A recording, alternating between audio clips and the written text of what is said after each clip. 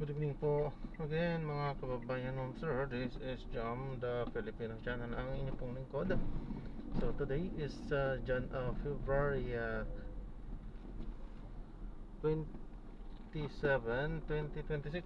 At tayo ngayon ay papunta dyan yan sa may KFC Nagtahan sa Medio Campo Memorial Nagtahan Street, Santa Mesa, Manila, Sampaloc, Manila, Barangay 634 Sampaloc, Manila. At dadalhin pa natin yan sa may Pandakan Police Station 10 sa may Nambores Police Community, Santa Mesa Road, Barangay 857, Pandakan, Manila. Medyo nanlalabo yung ating mata, mahirapan tayong magbasa. Kaya magbabalik po tayo mamaya konti po pag nakuha na po natin siya na. Disclaimer lamang po, ang content po natin ay kalsada at hindi ang passenger, kaya naman sakali man po namin marinig kayo.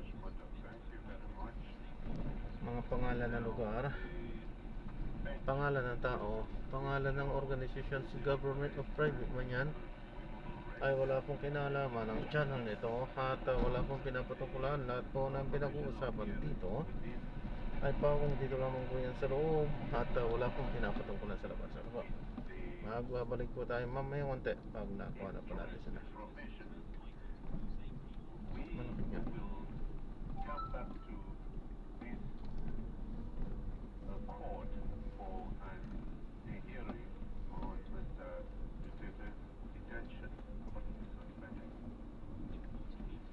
Ayun, makinig tayo ng mga nagbabagang balita at talakay na po tayo pupunta dun sa ating pick-up area.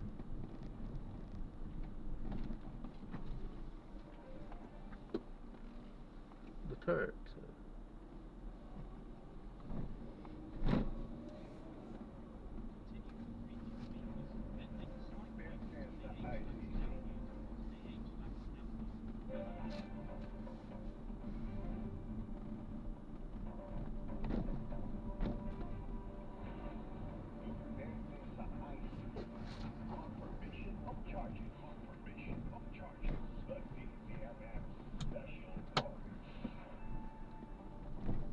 Sige sir.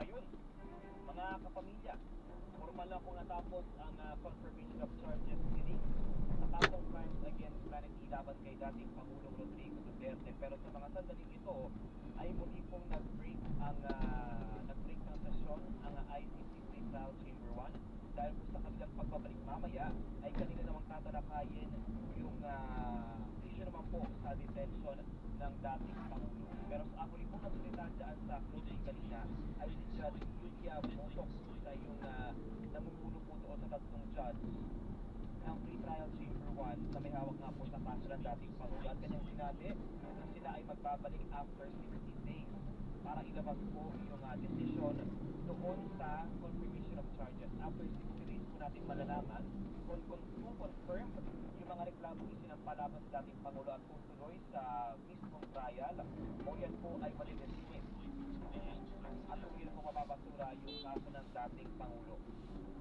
Sa closing statement kanina, ang huli pong mga nagsalita ay si Attorney Nicholas Kaufman, siya nga po yung lead ng Defense Counsel, ang lead po sa mga abogado ng dating Pangulo, kung saan kanya po ulit sinalab yung mga sinabi rin po ng konstitusyon, pati ng mga abogado po ng mga biktima doon sa kanilang closing statement. Ilan po sa mga ipinunto ni Attorney Kaufman. Na-drop na natin siya na. Maraming salamat po sa panonood. Hanggang sa muli, ingat at God bless. Paalam po muna, pansamantala tayo gagawa na ng ibang video May I continue on because there was a misunderstanding of you. sa ating susunod na mission. Paalam po. We further wish to point out, Your Honor, that the conditions set forth in Article 58, subparagraph 1 of the Rome Statute continue to be met, and there has been no change of circumstances